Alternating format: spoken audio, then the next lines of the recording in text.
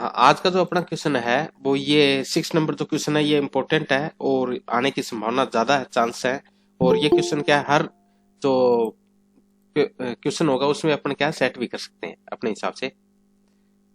Good morning sir. हाँ, good morning सभी को, गुड मॉर्निंग। हाँ, तो अपना जो क्वेश्चन है वो ये कहता है कि सामाजिक अनुयोजन मुकदमे की अवधारणा पर एक संक्षिप्त टिप्पणी लिखिए, या इसको कार्यवाही कहते हैं, मुकदमा कहते हैं। इसको अपन देखेंगे। Right an essay on the concept of social action litigation.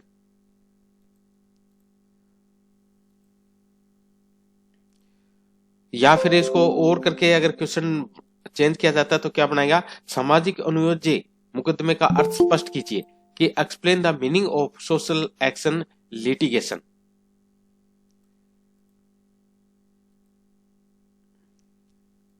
हाँ, तो इसको अपन क्या है किस तरीके से इसको क्या है एक्सप्लेन करेंगे, कैसे इसका डायग्राम बनाएंगे, वो चीजें अपने को क्या है ध्यान रहना चाहिए।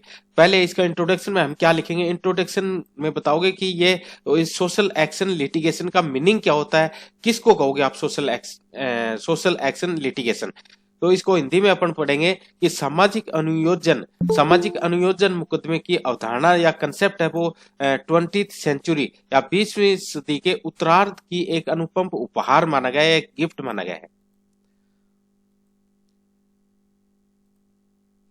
यही अवधारणा जिसने समाज की अनेक समस्याओं को न्यायालय तक पहुंचने में अहम भूमिका निभाई है, यह कार्य लोकवाद के माध्यम से संपन्न किया जा सकता है। यानी लोक हितवाद का मतलब होता है पब्लिक इंटरेस्ट के माध्यम से इनको क्या है आगे ले जाया जा सकता है।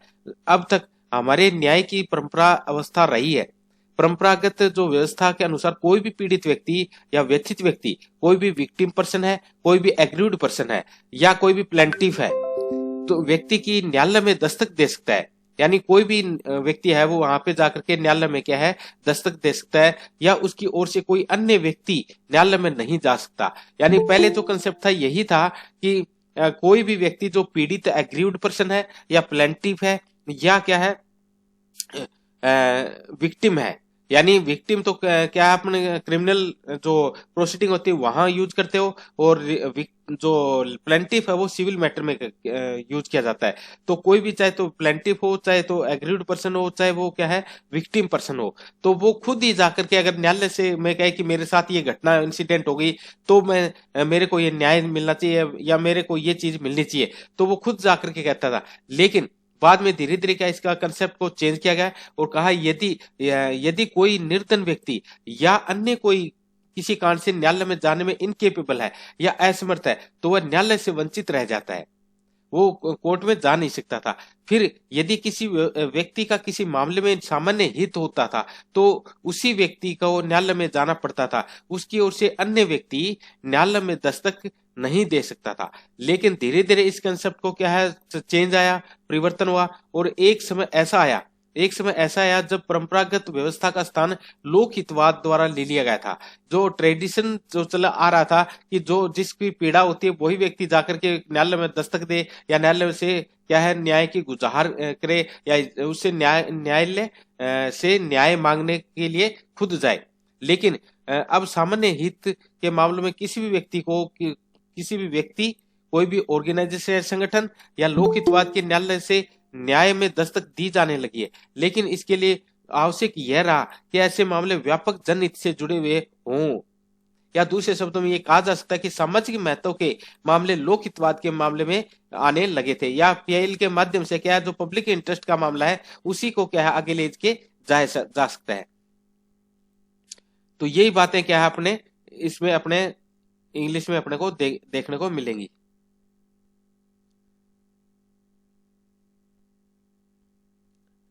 कहता है कि concept of social action litigation is unique of gift of second half 20th century में हम पढ़ने को देखते हैं। तो कहता है it is the concept of which have played importance role of in approaching many problems of society of court. This court is done through medium of public interest litigation according to traditional administration only the victim person could approach court. No other person could approach court of behalf of him if the victim person was poor and due to poverty, and could not approach court then the was deprived of justice. Yani if any person and general interest but he had to present them himself in court, no other person on behalf of him cannot approach of court. तो इसके कहने का मतलब है कि जो व्यक्ति victim होता है वही जाकर के न्यायालय में क्या करे, अपनी जो रिलीफ है वो मांगेगा, अदर पर्सन कोई नहीं मांग सकता। लेकिन धीरे धीरे जब आगे चलते तो इसको कंसेप्ट को क्या है क्लियर कर दिया गया, और बाद में क्या है एक पीआईएल का कंसेप्ट है, और उसके थ्रू सारे क्या है अब कोई भी व्यक्ति कोई भी ऑर्गेनाइजेशन या अदर कोई रिलेटिव है वो जाकर के उसकी क्या है पैरवी कर सकता है। तो ये बातें इसमें सारी अपने देखेंगे। फिर ये बातें आप क्या है इंट्रोडक्शन में लिखोगे। फिर जैसे कहता है अनुयोज्य दावे का मुकदमा होता क्या है, उसमें 2 कंटेंट्स आने चाहिए। सोशल एक्शन लिटिगेशन का मीनिंग क्या होगा, इस मीनिंग में अपन देखेंगे कि जो अनुयोज्य जो दावा होता है,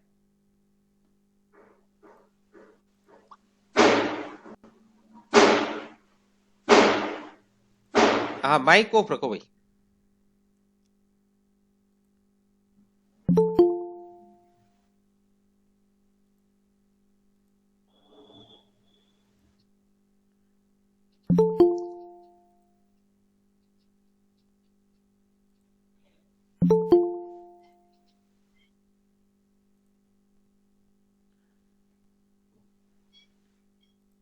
हाँ, इसमें जो कंटेंट्स हैं वो अपन देखेंगे कि ये जो फॉलोइंग द सेंटेंस देखे हमने, इसके तहत अपन अनुमान लगा सकते हैं या कहते हैं उपरोक्त विवेचन के आधार पर स्पष्ट कर सकते हैं कि सामाजिक अनुयोजन मुकदमे का मीनिंग क्या होगा। तो इसमें दोनों कंटेंट्स आने थे। एक तो सामाजिक हित से जुड़ा हुआ मामला होना चाहिए जिसमें व्यापक लोकहित निहित हो या इंक्लूड हो। कि सामाजिक अनुयोज्य मामला किसको कहोगे, सामाजिक हित से जुड़ा हुआ होना चाहिए, पब्लिक इंटरेस्ट से संबंधित होना चाहिए, और उसमें पब्लिक इंटरेस्ट है वो वेस्टेड होना चाहिए, यानी उसमें निहित होना चाहिए। जैसे हम एग्जाम्पल के रूप में लेते हैं, इसमें कहता है कि गंगा का जल से संबंधित जो एमसी मेहता का केस आया था, MC Mehta union of India 1988 में कहा गया था कि हम गंगा के पानी को लें तो गंगा के पानी में जन साधारण का व्यापक हित निहित या वेस्टेड होता है तथा सामाजिक हित से जुड़ा हुआ मामला है, इसलिए ऐसे पानी को प्रदूषण से बचाने के लिए सामाजिक अनुयोजन मुकदमा चलाया जा सकता है। फिर दूसरा केस भारतीय रेलवे कर्मचारी यूनियन ऑफ वर्सेस संघ का आया था 1981। इसमें भी कहा गया था कि यदि कोई व्यक्ति निर्धनता के कारण से मामले में मिलता है, तो जिसमें ये कहा गया कि यदि कोई व्यक्ति निर्धनता के कारण से न्यायालय में जाने में साहस नहीं जुटा पाता है या इनकरेज नहीं बना पाता है, तो उसकी ओर से कोई भी अन्य व्यक्ति संगठन न्यायालय में दस्तक दे सकता है। वो खुद नहीं जाए तो अदर कोई भी व्यक्ति या अदर कोई भी ऑर्गेनाइजेशन कोर्ट में जाकर के उसकी पैरवी कर सकता है। इसी को क्या है सामाजिक अनुयोजन मुकदमा के इंक्लूड किया जाएगा। लेकिन इसमें कहता है सामाजिक अनुयोजन मुकदमा नहीं माना गया। क्यों नहीं माना गया, क्योंकि ये जो है इसमें क्या होना चाहिए, गुड फेथ में होना चाहिए, यानी पब्लिकली जो अपने पॉलिटिकली इंटरफेयर के तहत अगर कोई लाभ प्राप्त करना चाहता है तो वो क्या है पब्लिक इंटरेस्ट लिटिगेशन में इंक्लूड नहीं होगा। तो इसके लिए क्या होना चाहिए, यही ऑब्जेक्ट होंगे तो भी कि उसको क्या है पीएल में इंक्लूड करवा सकते हो। माइक ऑफ करो भैया। हाँ, इसके बाद कहता है सामाजिक अनुयोज्य मुकदमे के लिए क्या आवश्यक है। पहली बात होनी चाहिए कि गुड फेथ, यानी वह सद्भावपूर्वक होना चाहिए। सेकंड कहता है व्यापक जनहित से जुड़ा हुआ होना चाहिए। थर्ड कहता है सामाजिक हित निहित होना चाहिए उसमें, और उसका उद्देश्य निजी लाभ अर्जित करना नहीं होना चाहिए, और वह राजनीति से प्रेरित नहीं होना चाहिए। तभी क्या है सोशल एक्शन लिटिगेशन में इंक्लूड किया जा सकता है। तो ये 5 पॉइंट अपने को क्या है इसमें आने चाहिए। पहला तो क्या सद्भाव पूर्वक होना चाहिए, व्यापक जनहित से जुड़ा हुआ होना चाहिए, सामाजिक हित निहित होना चाहिए उसमें, और पब्लिकली क्या राजनीतिक प्रेरित नहीं होना चाहिए, और निजी हित उसने नहीं प्राप्त किया हो। इसमें क्या ये केस आप क्या है पढ़ लेना है, केस दे रखे हैं 2-3, पीपुल्स इंडियन इंडियन का केस भी अच्छा क्या है, इंपॉर्टेंट है पीएल में। इसमें कहता है इसमें एशियाड खेल से संबंधित है। एशियाड प्रोजेक्ट में कार्यरत श्रमिकों को न्यूनतम मजदूरी का भुगतान नहीं किए जाने पर उच्चतम न्यायालय में एक पत्र के माध्यम से दस्तक दी गई थी। यानी ये जरूरी नहीं कि जो विक्टिम होता है खुद जाए या उसकी तरफ से कोई ऑर्गेनाइजेशन जाए या कोई भी समूह जाकर के या कोई व्यक्ति जाकर के उसकी क्या है पैरवी करे विक्टिम पर्सन की, तो वहां पर आप क्या एक पत्र या लेटर के थ्रू भी क्या है पीएल दायर कर सकते हो। और उच्चतम न्यायालय ने यह विचार किया कि लोकहित या सामाजिक हित के मामले में न्यायालय का समाज का कोई भी व्यक्ति या कोई भी संगठन या कोई भी संस्था न्यायालय में अभ्यर्थना कर सकती है या एप्लीकेशन दे सकती है। इन सब की बातों को ध्यान रखते हुए कि न्यायालय के दरवाजे अब केवल उद्योगपतियों, ठेकेदारों, तस्करों, धनाढ्य व्यक्तियों के लिए ही नहीं है, अपितु ये जन साधारण के लिए, पब्लिक के लिए भी खुले हैं। यानी जब हम ये देखते हैं कि न्याय है वो हर जो अमीर लोग है वो ही प्राप्त कर सकते हैं, तो ऐसा जो कंसेप्ट था वो क्या है अब नहीं रहा। अब पीएल के थ्रू क्या है आप चाहे जो जन साधारण कोई भी व्यक्ति है वो जाकर के क्या है पीएल के थ्रू न्याय प्राप्त कर सकता है। इसके बाद एक और केस आया था परमानंद कटारा का, ये भी अच्छा केस था। इसमें कहा कि इस विषय और अधिक अच्छा प्रकाश डालता है, इस सब्जेक्ट पे बहुत ही इफेक्टिव क्या है प्रकाश डालता है। इसमें कहता है दिल्ली शहर में एक स्कूटर सवार दुर्घटना में गंभीर रूप से घायल हो गया था और परमानंद कटारा नाम का व्यक्ति उसे निकट के एक अस्पताल में ले गया था, लेकिन वहां के चिकित्सकों ने मेडिको लीगल औपचारिकताएं पूरी नहीं होने तक उसे दुर्घटनाग्रस्त व्यक्ति की चिकित्सा करने से इनकार कर दिया था कि मेडिकल मुआयना होगा तभी क्या हम इसका इलाज करेंगे। परिणाम स्वरूप उस व्यक्ति की मृत्यु हो गई और मामला उच्चतम न्यायालय तक पहुंच गया था। उच्चतम न्यायालय ने इसे सामाजिक महत्व का मामला मानते हुए कहा कि चिकित्सा अधिकारी का यह ड्यूटी बनती थी या कर्तव्य था कि उसके समक्ष जब भी ऐसा कोई मामला आए तो वह विधिक औपचारिकताओं को पूरा करने की प्रतीक्षा किए बिना पहले चिकित्सा सुविधा उपलब्ध कराए या मेडिकल प्रोवाइड करवाए उसको। न्यायालय ने कहा कि विधिक औपचारिकताओं से अधिक महत्वपूर्ण मानव का जीवन ज्यादा महत्वपूर्ण होता है। ये लीगली जो प्रोसीडिंग है वो तो बाद में भी की जा सकती है, अगर व्यक्ति जीवित नहीं रहेगा तो फिर उसका कोई औचित्य ही नहीं रहेगा। इसलिए पहले लीगली जो फॉर्मेलिटीज पूरी करनी है उसकी बजाय क्या है वहां पे उसकी जो रेमेडीज जो उसको उपचार करना है वो पहले दिया जाना चाहिए। तो ये क्या पीएल के थ्रू इसको इंक्लूड करवाया गया था। फिर इसमें देखा कि ये इसका मीनिंग क्या है, जो पीएल का मीनिंग होगा कि सामाजिक अनुयोजन मुकदमे में सामाजिक हित में रुचि रखने वाले समाज के कुछ व्यक्तियों द्वारा न्यायालय में दस्तक दी जाती है। ऐसे मामलों किसी व्यक्ति का निजी हित नहीं होता है। इसका मुख्य जो ऑब्जेक्ट है वो कह रहा है कि समाज के कमजोर वर्गों की सहायता करना, समाज के हितों की सुरक्षा करना और जन साधारण को न्याय के समान अवसर उपलब्ध कराना, ये क्या है इसके मुख्य ऑब्जेक्ट थे। तो इसके जो इंग्लिश मीडियम है वो नीचे जो कंटेंट्स है वो आपको दिखा देता हूँ जो कि दोनों बच्चों को इस चीज का फायदा हो जाए। तो ये इसमें क्या कर रहा है, इस केस के द्वारा कहा कि help of weaker exploitation section of society और प्रोटेक्शन ऑफ सोशल इंटरेस्ट और provide equal opportunity for justice to all persons.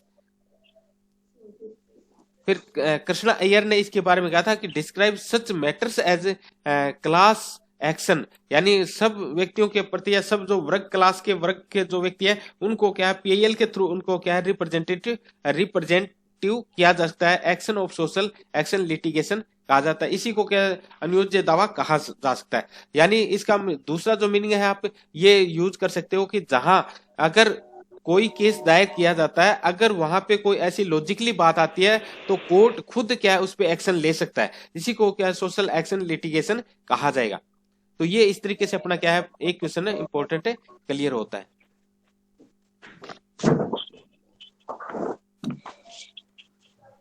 Sir पहले इंपॉर्टेंट क्वेश्चन टिक करवा दो एक बार प्लीज। वो करवा दिया, बार बार नहीं होता, करवा रखे हैं आपके ग्रुप में डाल के और आप ग्रुप चेक करो। हाँ अब देखो इसके बाद इम्पोर्टेंट ही करवा, सारे जो अभी पढ़ा रहे हैं वो भी इम्पोर्टेंट है और पहले अपने इम्पोर्टेंट डाल भी रखे हैं, तो वो आप क्या एक बार चेक कर लेना। हाँ इसके बाद यानी ये जो इम्पोर्टेंट आपको क्वेश्चन अभी कराया जुडिशियल एक्टिविज्म का, ये इम्पोर्टेंट है। उसके बाद आपका लोकस स्टैंडी का इम्पोर्टेंट क्वेश्चन आता है कि लोकस स्टैंडी किसे कहोगे, लोकस स्टैंडी होती क्या है। कल शाम को आपको लगा दिए थे ये क्वेश्चन। तो इसको देखो कि अधिकारिता अर्थात न्यायाधिकार या सुने जाने के अधिकार की अवधारणा से आप क्या समझते हैं? What do you understand by the concept of locus standi? या सुने जाने के अधिकार के उदारीकरण से आप क्या समझते हैं? भारतीय न्यायालयों द्वारा सुने जाने के अधिकार के उदारीकरण के लिए क्या आवश्यक है? What do you understand by liberalisation of locus standi? What are the essential condition of liberalisation of locus standi by the court in India? अगर और करके अगर क्वेश्चन पूछेगा तब पूछेगा कि सुने जाने के अधिकार का सामान्य नियम लोकहितवाद के में लागू नहीं होता है, व्याख्या कीजिए। किस प्रकार से ये क्या है, लागू नहीं होता है? ये माइक को रखो भाई, धीरन है।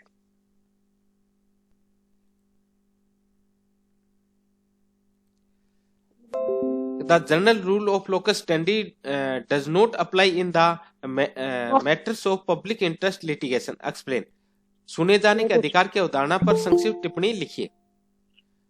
तो सुने जाने का अधिकार क्या होता है, इसको जो इंट्रोडक्शन में आप लिखोगे तो ये इसमें ये बातें बताओगे कि सुने जाने का अधिकार का मतलब क्या होता है। सुने जाने के अधिकार की अवधारणा अत्यंत ही प्राचीन मानी गई है। हमारे यहाँ जब तक न्याय प्रशासन का प्रचलन हुआ तब से सुने जाने के अधिकार का अभ्युदय हुआ, और या यूं कह सकते हैं कि सुने जाने के अधिकार के उदय की जुड़े हुए अतीत गहराइयों को छिपी है। यानी जो सुने जाने का अधिकार जो है वो नेचुरल ऑफ जस्टिस का जो सिद्धांत है वो अप्लाई किया जाता है। इसका मतलब क्या होता है, इसका सुने जाने का अर्थ का मीनिंग है कि सुने जाने का अधिकार होना चाहिए, उसको अपने अधिकारों के प्रवर्तन के लिए न्यायालय में जाने का उसके अधिकार होना चाहिए, और अपनी प्रतिरक्षा करने का अधिकार होना चाहिए। तो सुने जाने का अधिकार लोकस स्टैंडी का मतलब है रुके रहोगे कब तक, अगर जो सामने वाली पार्टी अपना स्टेटमेंट नहीं दे देती। जैसे कोई व्यक्ति सूट दायर करता है, कोई व्यक्ति एफआईआर दर्ज करता है, या कोई व्यक्ति क्या है कोई केस दायर करता है, तो जिस समय केस दायर करता है तो वो विक्टिम पार्टी होती है, और जैसे ही उसने क्या एफआईआर दर्ज की या कोर्ट में सूट दायर किया तो उसके अगेंस्ट क्या है एक समन जारी किए जाते हैं या वारंट जारी किए जाते हैं। जैसे किसी कारण से वो व्यक्ति अगर समन जारी किए नहीं आता है तो या छुप रहा है तो उसके अगेंस्ट क्या है वारंट जारी भी किया जाएगा। अगर वारंट जारी कर दिया तो भी अगर नहीं आता है तो प्रोक्लेमेशन घोषणा जारी कर दी जाएगी। तो ये अपन क्या है आप सीआरपीसी में देखने को मिलेंगे, सारी चीजें आपको पढ़ाने जाएंगे तो आप इनको देखेंगे तो आपको इंटरेस्ट भी आएगा। लेकिन उसके बाद जैसे ही जो सामने वाली अगेंस्ट पार्टी कोर्ट के अंदर आती है तो वो अपना स्टेटमेंट देती है या एक क्या प्रति दावा पेश करती है कि ये बात ऐसे नहीं थी, ये ऐसे थी, तो उसकी बात को भी सुना जाएगा। इसी को सुने जाने का अधिकार बोलते हैं। तो पहले क्या होना चाहिए उसमें सुनवाई का अधिकार होना चाहिए। ये नहीं कि एक्स पार्टी ऑर्डर कर दिया जाए, उसकी बात को सुना ही नहीं जाए और सीधा ही ऑर्डर दे दिया जाए। तो पहला जो कंसेप्ट है वो सुने जाने का अधिकार होना चाहिए। सेकंड कहता है अपने अधिकारों को परिवर्तन के लिए न्यायालय में जाने का अधिकार होगा, कि उसके जो राइट्स हैं उनको भी इन्फोर्सेबल कराने के लिए कोर्ट में उसको जाने का राइट है। ये नहीं कि उसको कोर्ट में जाने का राइट ही नहीं है। थर्ड कहता है अपनी प्रतिरक्षा करने का अधिकार, यानी अपनी डिफेंड करने का क्या राइट होगा। तो हम जैसे आप यानी एक 304 जो सीआरपीसी का सेक्शन 304 है वहां पे पढ़ोगे 303 और 304 ये दो सेक्शन आपको सीआरपीसी में पढ़ने को मिलेंगे। वहां कहता है अगर कोई भी व्यक्ति अगर किसी के अगेंस्ट कोई केस दायर करता है तो वो क्या है अपना जो क्या है दावा कर सकता है या जाकर के अपना क्या है डिफेंडेंट कर सकता है, प्रतिरक्षा करने के उसके अधिकार होगा। अगर जिस व्यक्ति के पास कोई खर्चा नहीं है या कोर्ट में नहीं जा सकता तो उसको स्टेट क्या है एक जो एडवोकेट प्रोवाइड करवाएगा और उसका पूरा खर्चा है वो स्टेट ही वहन करेगा। जब वो केस जीत जाता है या जो विक्टिम हो जाती है या विजयी हो जाता है तब उसकी प्रॉपर्टी से वो क्या मामला जो भी उसकी फीस वगैरह है वो उससे वसूल की जाएगी। तो ये सारी बातें आगे क्वेश्चन में अपने को मिलेंगी। हाँ, इसमें जो कहता है कि विधि की ये सुस्थापित अवधारणा रही है कि कोई भी व्यक्ति अनसुना नहीं रह जाता, यानी कोई भी व्यक्ति अनसुना नहीं रहे। नैसर्गिक न्याय का सिद्धांत भी यही कहता है, नेचुरल जस्टिस का जो प्रिंसिपल है वो भी यही कहता है कि हर व्यक्ति को दोनों पार्टीज की बात को सुना जाए और न्यायालय में चलने वाले प्रत्येक न्यायिक कार्रवाई में उसके पक्षकारों को सुनवाई का समुचित अवसर दिया जाए। यह उल्लेखनीय है कि पक्षकारों को केवल सुनवाई का अवसर नहीं मिले अपितु ऐसा अवसर समुचित भी हो, यानी अप्रोप्रिएट अवसर दिया जाए उसको। ये नहीं कि अवसर दे दिया और उसकी बात को नहीं सुना जाए, यानी अप्रोप्रिएट सुनवाई का अवसर दिया जाए। उसकी रिप्रेजेंटेटिव करने के लिए एडवोकेट प्रोवाइड वो करवा रहा है तो उसकी बात को प्लीडिंग को भी देखा जाए, सुना जाए। ये सारी बातें उसमें इंक्लूड होंगी। जैसे केस इसके दे रखे हैं, केस लो आप जरूर इनके पढ़ लेना। फिर आता है कि जो इसकी इंपॉर्टेंस क्या होगी, महत्व क्या होता है, लोकस स्टैंडी होती है, उसका क्या इंपॉर्टेंस है। तो सुने जाने के अधिकार का जो इंपॉर्टेंस या महत्व है, ऊबी जस ईबी रेमेडी, जो आप एक टोट सब्जेक्ट लगता है, अभी आप एग्जाम भी देखा है तो उसमें ये दे रखा है कि ऊबी जस ईबी रेमेडी, जहां अधिकार है वहां उपचार है। यानी अगर आपके राइट है तो आपको रेमेडी भी दी गई है, लेकिन वो रेमेडी कब ले सकते हो, remedy with in limitation period में ही ले सकते हो आप। अगर वो रेमेडी लिमिटेशन पीरियड से बाहर हो जाती है तो आपके सूट को इंक्लूड या सबमिट नहीं किया जाएगा। तो जहां ईबी जस वो भी जैसे ईबी रेमेडी का जो सूत्र या जो लैटिन शब्द है वो यूज होता है, तो इसका मतलब है जो आप विद इन लिमिटेशन पीरियड में जाकर के उसका क्या है रिलीफ ले सकते हो, अन्यथा नहीं दी जाएगी। विधि एवं संविधान में प्रत्येक व्यक्ति को अनेक अधिकार प्रदान किए गए हैं। इन अधिकारों के प्रवर्तन एवं संरक्षण के लिए उसे न्यायालय में जाने का अधिकार भी प्रदान किया गया है। यदि ऐसा नहीं होता तो इन अधिकारों का कोई महत्व नहीं रह जाता। अतः प्रत्येक व्यक्ति को अपने अधिकारों के प्रवर्तन, संरक्षण, बचाव के लिए न्यायालय में जाने का अधिकार है। यह उनका मूल अधिकार है और उसे इस अधिकार से वंचित नहीं किया जा सकता। यही सुनवाई का मुख्य अधिकार है। फिर क्या ये इसका इंपॉर्टेंस है, यानी इसकी महत्व क्या होगा, ये इसका इंपॉर्टेंस बता दी। फिर कहता है इसका प्राचीन कंसेप्ट क्या रहा है। सुने जाने का अधिकार की प्राचीन अथवा परंपरागत धारणा यह रही कि जिस व्यक्ति के अधिकार का उल्लंघन हुआ, जिस व्यक्ति के राइट्स को वायलेशन किया गया है तो या अतिक्रमण हुआ, वही व्यक्ति उसके प्रवर्तन कराने के लिए क्या न्यायालय में दस्तक दे सकता है। तो ये हमारा प्राचीन कंसेप्ट जो हमने इंट्रोडक्शन में भी लिखा है, तो एग्रीड पर्सन ही क्या हुआ कि उसमें रिलीफ ले सकता है। अधिकारों के परिवर्तन एवं संरक्षण के लिए न्यायालय में जाने का अधिकार है, उसकी ओर से कोई अन्य व्यक्ति न्यायालय में नहीं जा सकता। ये प्राचीन कंसेप्ट इनका रहा है। जैसे फिर कहता है ये जो पीआईएल है वो कहाँ दायर की जाएगी, तो इस जो हमारा आर्टिकल का जो कॉन्स्टिट्यूशन का आर्टिकल 226 आता है, उसमें कहता है रिट के माध्यम से केवल वही व्यक्ति जा सकता है या जा सकती थी जिसके अधिकारों का अतिक्रमण हुआ हो। या जो D Nagarajan versus state of Karnataka का मामला था, इसमें यह डिटरमाइन किया गया, निर्धारित किया गया कि उच्च न्यायालय में केवल आवेदन करने का अधिकार केवल उसी व्यक्ति को है जिसके अधिकारों का अतिक्रमण हुआ है। लेकिन इस कंसेप्ट को बाद में क्या है चेंज हो गया धीरे धीरे। इसका मुख्य कारण यह प्रतीत होता है कि अन्य व्यक्ति द्वारा न्यायालय को दस्तक दिए जाने से कहीं मुकदमे का अंबार नहीं लग जाए। अगर इस तरीके का हो तो क्या जो कोर्ट के अंदर पेंडेंसी बढ़ जाएगी और भरमार हो जाएगी मुकदमों की। फिर कहता है इसका जो जुडिशरी है इसके प्रति क्या कंसेप्ट रखती है या क्या धारणा रखती है, तो उसका उदारीकरण का मुख्य पॉइंट आएगा।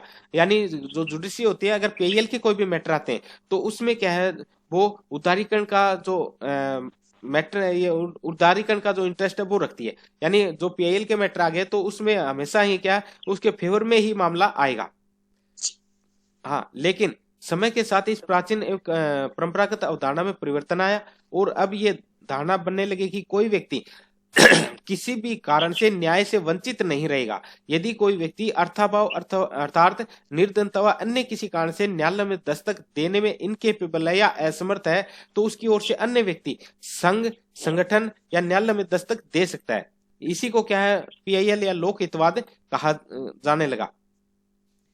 लोक हितवाद की अवधारणा वस्तुतः संविधान के आर्टिकल 39A में क्या है इसको ऐड किया गया था, जोड़ा गया, जो कोई व्यक्ति मात्र अर्थाभाव या अन्य किसी कारण से न्याय से वंचित नहीं रहे, इसी निर्धनता को भी न्याय की अवधारणा मिलती रहे या न्याय उनको प्राप्त होता रहे। इसी प्रकार से एक इसमें केस आया था बिहारी लीगल स्पोर्ट्स सोसाइटी बनाम चीफ ऑफ जस्टिस। इसमें भी कहा कि लोकहितवाद की जो अवधारणा मुख्य उद्देश्य समाज के कमजोर वर्गों की सहायता करना तथा उन्हें न्याय के समान अवसर उपलब्ध करवाना है। तो पीएन भगवती ने जो इसके कंसेप्ट है वो ये कहा था, इसके बारे में इसने कोटेशन दी थी जो अपने फर्स्ट क्वेश्चन में भी डाली थी। कहता न्याय अब केवल संपन्न व्यक्तियों की बपोती नहीं रहा है, न्याय के मंदिर अब सर्वसाधारण के लिए या पब्लिक के लिए खुले हैं।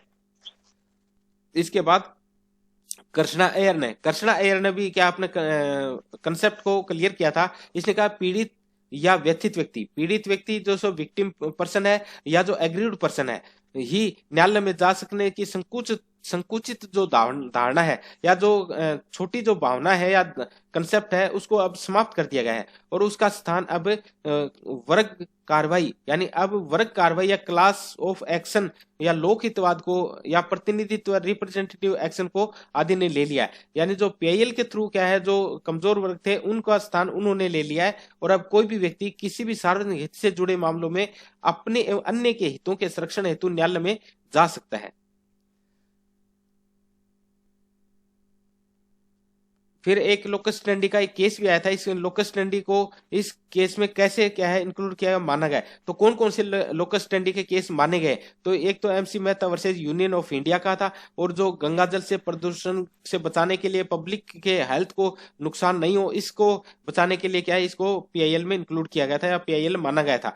फिर एक ताजमहल के सौंदर्यीकरण की रक्षा करना, जो एमसी मेहता ने ये केस किया था कि अगर ताजमहल की सौंदर्यता नष्ट हो रही है इसका मतलब पब्लिक इंटरेस्ट का मामला है कि उससे जो वहां की जो फैक्ट्रीज है जो उद्योग धंधे उससे जो धुआं निकलता है वो धुएं से क्या है ताजमहल की सुंदरता नष्ट हो रही है, इसलिए इन फैक्ट्रीज को यहाँ से हटाया जाना चाहिए और या इसको क्या है जो कंट्रोल किया जाना चाहिए। जो अगर संगमरमर की पत्थर की मूर्ति पे अगर कालापन आता है तो उसको हटा देना चाहिए। तो ये पब्लिक इंटरेस्ट का लिटिगेशन का मामला माना गया था। फिर कहता अगला पॉइंट ये आता अपना कि पत्र एवं समाचार पत्रों की कथनों को क्या पीआईएल माना जा सकता है या क्या इसको भी पब्लिक इंटरेस्ट लिटिगेशन में क्या है कंसीडर किया जाएगा। तो इसमें कहता है कि सुने जाने के अधिकार में जो पत्र है न्यूज़पेपर है या कोई कटिंग अगर काट के भेज देता है तो वो भी क्या है इसमें पीआईएल मानी जाएगी। जैसे इसमें कहता है कि विस्तार इतना अधिक हो गया कि पत्रों पोस्ट कार्डों समाचार पत्रों की कथनों आदि को रिट मान करके शीर्ष न्यायालय द्वारा न्यायिक कार्रवाई की जाने लगी। बंधुआ मुक्ति मोर्चा बनाम यूनियन ऑफ इंडिया, इसमें कहा गया कि उच्चतम न्यायालय में पत्रों एवं समाचार पत्रों को रिट मानकर जुडिशियल एक्शन लिया गया था उसके ऊपर। इसके बाद ये आया था सुने जाने का अधिकार। सुने जाने के अधिकार में क्या है अब दिन प्रतिदिन इसका मैटर बढ़ता गया और लोक हितवाद एवं सामाजिक अनुयोजन मुकदमा अब सुने जाने के अधिकार की परंपरागत अवधारणा में एक्सेप्शन बन चुका है। यह एक अपवाद बन गया है और अर्थात इन परंपराओं के अब अवधारणा को लागू नहीं किया जाता। यानी जो नेचुरल जस्टिस का जो कंसेप्ट है वो क्या है प्राचीन काल की जो अवधारणा है उसको हटा करके एक तरीके से जनता के भले के लिए क्या है पीआईएल लागू की जाती है। इसके बाद आते हैं इसकी कंडीशंस क्या होंगी यानी शर्तें क्या होंगी। सुने जाने के अधिकार की प्रयोज्यता कब लागू होती है या कब इसको इम्प्लीमेंट करवाया जाएगा। तो पहला मामला आता है ऐसे वादों या मुकदमों का व्यापक जनहित से जुड़ा हुआ होना चाहिए यानी पब्लिक इंटरेस्ट से संबंधित क्या मुकदमे होने चाहिए तभी क्या वो पीआईएल में कंसिडर किए जाएंगे। सेकंड कहता है उनमें सामाजिक हित निहित होना चाहिए, सोशल इंटरेस्ट होना चाहिए उसमें और राजनीति या पॉलिटिकल से क्या जुड़े हुए नहीं होने चाहिए और गुड फेथ में वो कार्य किए जाएंगे तभी क्या है उसको क्या है लोकस स्टैंडी कहा जाएगा। तो ये लोकस स्टैंडी और जो पब्लिक इंटरेस्ट है एक तरीके से क्वेश्चन मिला करके इसको क्या है कंसेप्ट को क्लियर किया गया है। तो इसको अच्छे से अपने को क्या है तैयार करना है।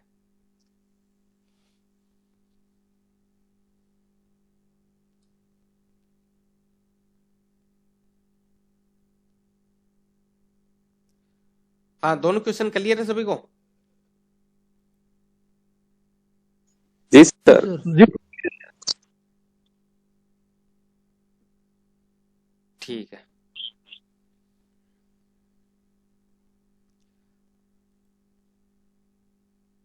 हाँ इसके बाद आपका क्या है इंपॉर्टेंट जो क्वेश्चन आएगा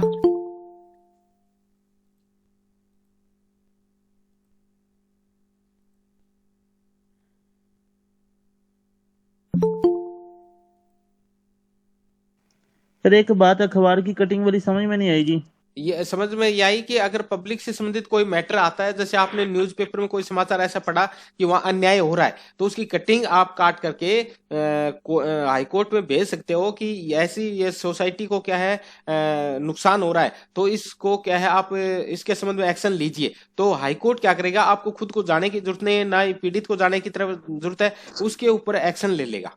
ये अखबारों की कटिंग से संबंधित है। न्यूज़पेपर हो कोई लेटर लिख दिया आपने या फिर चाहे कोई भले ही कोई अखबार की कटिंग लिख के भेज दी हो। धन्यवाद जी। सर पीआईएल केवल high court and supreme court में लगा सकते हैं ना सर?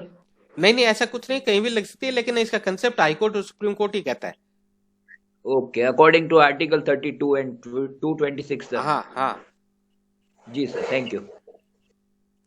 इसके बाद एक क्वेश्चन और आपका इंपॉर्टेंट मैं करवा देता हूं, जो राष्ट्रीयता वाला।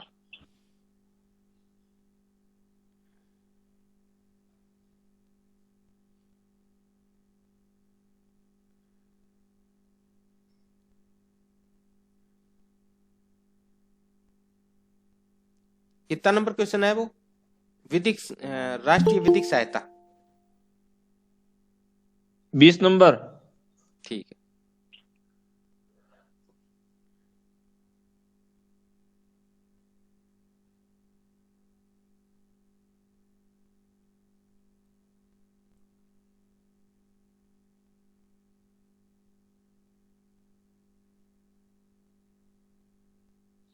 पेज हाँ 20 निकल गया। हाँ, तो ये क्वेश्चन भी आपका क्या इंपॉर्टेंट है, स्टेट और जो नेशनल है, नेशनल लीगल अथॉरिटी क्या है या स्टेट लीगल अथॉरिटी क्या है, तो ये भी इंपॉर्टेंट है। एक क्वेश्चन इसमें से आने की संभावना है, बाकी आ तो कुछ भी सकता है देखो, लेकिन ये इंपॉर्टेंट के हिसाब से बनता है। तो पहले सबसे पहले तो हमें ये ध्यान होना चाहिए कि विधिक सेवा प्राधिकरण अधिनियम क्या चीज है, यानी जो लीगल अथॉरिटी एक्ट है वो कब बना और उसका क्या मुख्य ऑब्जेक्ट रहा। तो इसमें 1987 यानी 1987 में विभिन्न प्रकार के विधिक सेवा प्राधिकरणों का उल्लेख किया गया था। इसमें 3 तरीके के क्या है जो सेवा प्राधिकरण बनाए गए थे। जैसे पहला तो क्या है, राष्ट्रीय विधिक सेवा प्राधिकरण, राज्य विधिक सेवा प्राधिकरण और जिला विधिक सेवा प्राधिकरण। तो राष्ट्रीय विधिक सेवा जो प्राधिकरण है और जो स्टेट विधिक सेवा प्राधिकरण है, ये दोनों क्या है इंपॉर्टेंट है। हो सकता है थर्ड भी आप पढ़ लेना, तो तीनों ही इंपॉर्टेंट है, दो में से एक आपको आ जाएगा। तो सबसे पहले हमें ये देखना है कि ये जो इसके अलावा जो 3 समितियां भी बनाई गई थी, ये समितियां भी इसमें होंगी, उच्चतम न्यायालय विधिक सेवा समिति और उच्च न्यायालय विधिक सेवा समिति और तालुक विधिक सेवा समिति। तो जो अपने राष्ट्रीय विधिक सेवा प्राधिकरण बनाया था, उसी के अधीन एक कमेटीज बना रखे थे। वो कमेटीज क्या है, इनको मैटर को देखती थी। अब इसके कुछ आर्टिकल सेक्शन दे रखे हैं इस 1987 का जो एक्ट है, उसके सेक्शन 3 की हम बात करेंगे। तो सेक्शन में ये बता रखा है कि इसका गठन या स्ट्रक्चर क्या होगा। तो सबसे पहले हमें ये देखना है कि इसका स्ट्रक्चर। तो राष्ट्रीय विधिक सेवा प्राधिकरण का गठन केंद्रीय सरकार द्वारा, यानी जो अपनी सेंट्रल गवर्नमेंट है उसके स्ट्रक्चर के द्वारा क्या किया जाएगा। जो सेंट्रल गवर्नमेंट है उसके वो क्या इसका गठन करेगी और ऐसी शक्तियों का प्रयोग कर सकेगी या और ऐसी ड्यूटियां का निर्वहन करेगी। तो इस जो सेंट्रल गवर्नमेंट ने इसको क्या है गठन, राष्ट्रीय विधिक सेवा प्राधिकरण का गठन करेगी और वो इसको पावर्स और ड्यूटीज देगी, वो पावर्स और ड्यूटी इसको करनी होंगी। तो इसमें स्ट्रक्चर में क्या क्या होना चाहिए। पहला कहता है भारत का मुख्य न्यायाधीश, यानी इसका मुख्य संरक्षक होगा, यानी हेड होगा, वो क्या है government of India, chief justice of government of India रहेगा। सेकंड कहता है उच्चतम न्यायालय का सेवारत या सेवानिवृत्त न्यायाधीश, इसका कार्यकारी अध्यक्ष रहेगा। एजुकेटिव जो अध्यक्ष है वो इसका क्या है उच्चतम न्यायालय का सेवारत या जो सेवानिवृत्त है, यानी जो एट टाइम उसमें पोस्ट पे है या जो रिटायर्ड हो चुका है उस व्यक्ति को अपॉइंट किया जाएगा और अन्य सदस्य होंगे। तो 3 बातें इसमें अपने को ध्यान रखनी है स्ट्रक्चर में।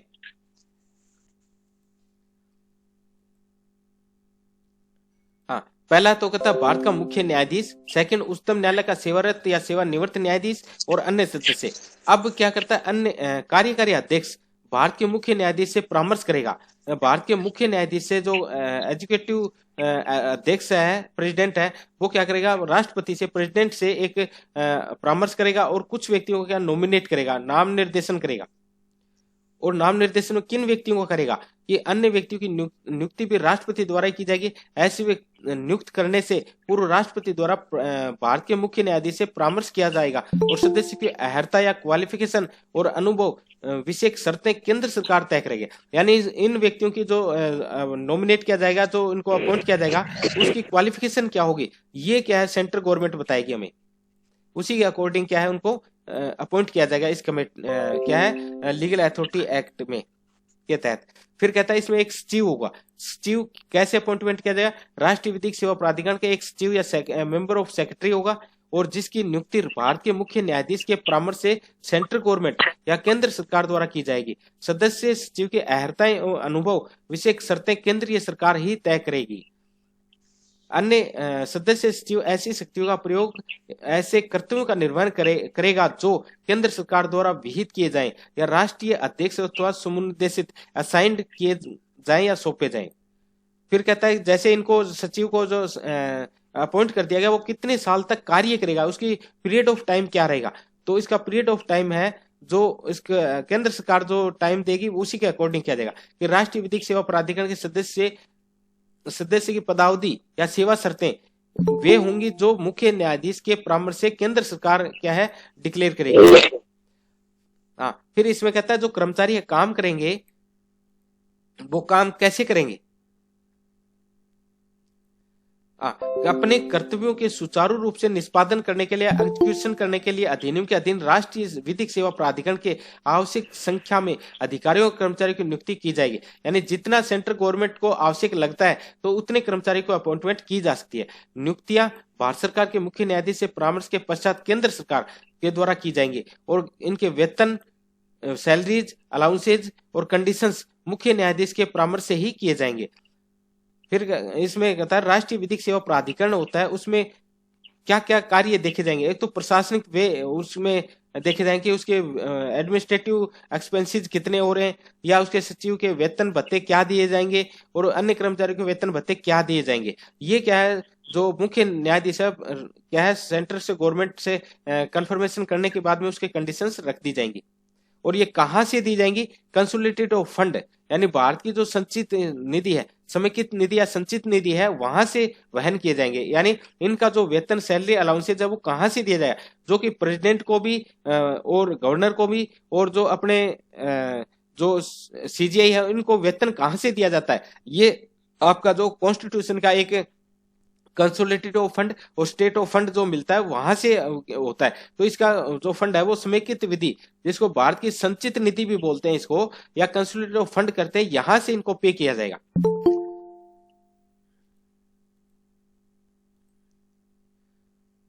हाँ, इसके बाद कहते हैं राष्ट्रीय विधिक सेवा प्राधिकरण के सभी आदेश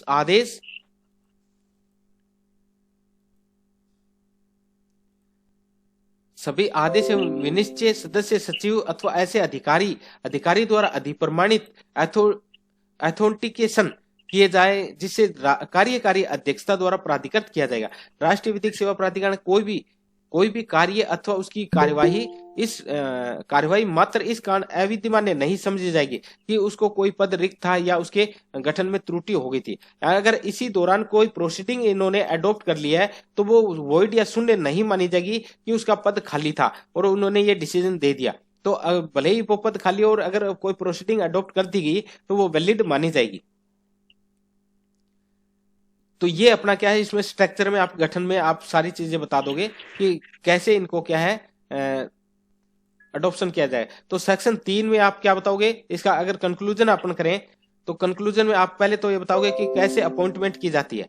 तो इसका अथॉरिटी जो नेशनल लीगल अथॉरिटी एक्ट जो बना हुआ है उस एक्ट के तहत यानी 3 प्रकार की जो अथॉरिटीज बनेंगी। एक तो लीगल जो नेशनल लीगल अथॉरिटी एक्ट है, दूसरा स्टेट लीगल अथॉरिटी है, फिर डिस्ट्रिक्ट लीगल अथॉरिटी एक्ट है। तो 3 एक्ट हैं और ये 3 प्रकार की कमेटीज बनी है। और सेक्शन 3 में अगर बात करते हैं तो इसका स्ट्रक्चर बताया गया कि इसमें एक तो भारत का मुख्य न्यायाधीश होगा, एक उच्चतम न्यायालय का सेवारत या जो एट टू टाइम जो प्रेजेंट टाइम में कार्य कर रहा है वो व्यक्ति, और अन्य सदस्यों को अपॉइंटमेंट करके इसका क्या है गठन किया जाएगा।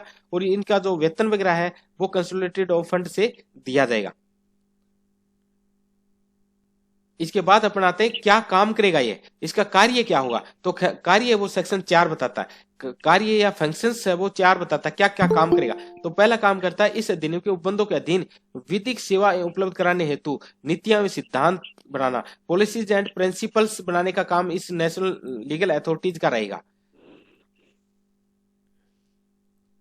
यानी इस अधिनियम के अधीन पॉलिसीज एंड प्रिंसिपल्स बनाने का पहला काम है इस नेशनल लीगल अथॉरिटीज का रहेगा। सेकंड कहता है इस अधिनियम के उपबंधों के अधीन विधिक सेवाएं सुलभ कराने हेतु प्रभावी एवं कम खर्चीले योजनाएं तैयार करना, यानी इफेक्टिव एंड इकोनॉमिकली स्कीम तैयार करना सेकंड इसका कार्य रहेगा। थर्ड कहता है राज्य प्राधिकरण एवं जिला प्राधिकरण की निधियों को बंटवारा करना, यानी स्टेट और डिस्ट्रिक्ट को क्या फंड अलॉट करना है या कितना फंड देना है, ये काम भी इस नेशनल लीगल अथॉरिटी का रहेगा। और चौथा रहता है निम्नलिखित मामलों में समुचित कदम उठाएंगे, क्या वो कार्य सामाजिक हित में हो रहा है कि नहीं हो रहा, सामाजिक न्याय के संबंध में, जो सोशल जस्टिस के रूप में, कंज्यूमर प्रोटेक्शन के रूप में, एनवायरमेंटल प्रोटेक्शन के रूप में, और क्या है जो समाज के कमजोर वर्ग हैं उनके उत्थान के लिए कार्य होने चाहिए। तो इनको अप्रोप्रिएट जो स्टेप्स उठाए जाएंगे वो इस legal authority, national legal authority के तहत उठाए जाएंगे। अगला जो कार्य है वो सामाजिक कार्यकर्ताओं को विधिक ज्ञान के लिए प्रशिक्षण देने की व्यवस्था भी की जाएगी।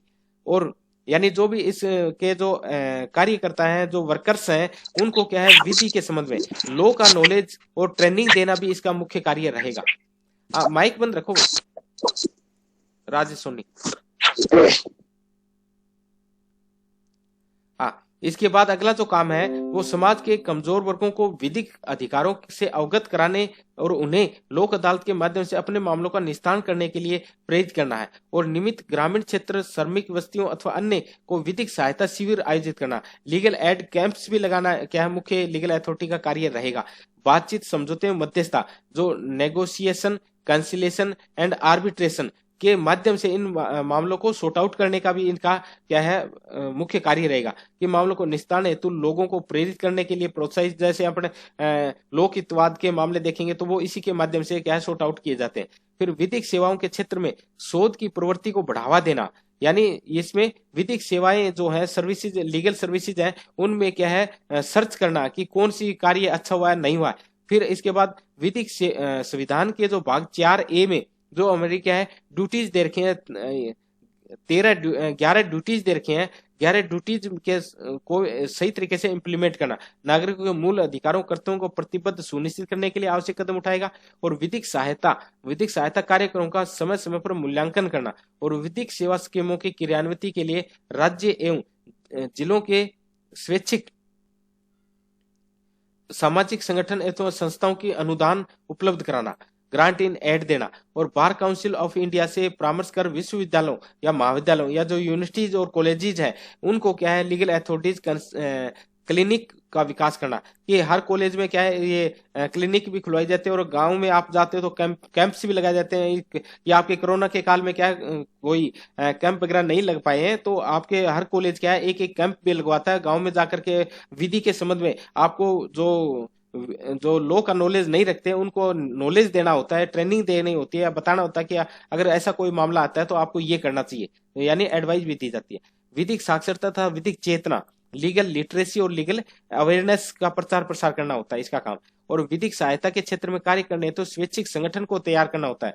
विधिक सेवा कार्यक्रम की क्रियान्विति के लिए राज्य प्राधिकरण और जिला प्राधिकरण की जो सेवा समितियां बनी हुई है, जैसे उच्चतम न्यायालय की सेवा समिति है, उच्च न्यायालय की सेवा समिति है, तालुका विधिक सेवा समिति है, विधिक सेवा से जुड़े अन्य संगठनों के बीच समन्वय स्थापित करना होता है। तो ये सारे क्या है इसके legal authority, national legal authority के कार्य रहेंगे कि इस तरीके से क्या है वो काम कराएगी।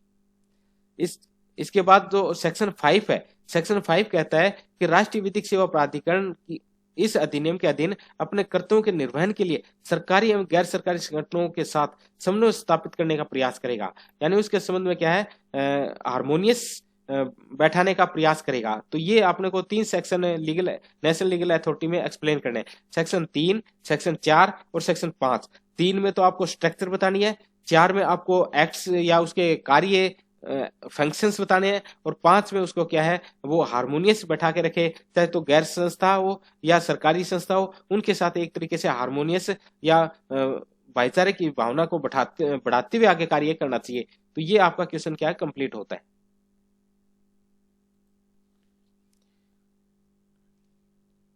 ठीक है, मैं इसको तो सेव कर लेता हूँ और मोबाइल पे आ जाता हूँ, फिर अपन बातचीत कर लेंगे इस संबंध में।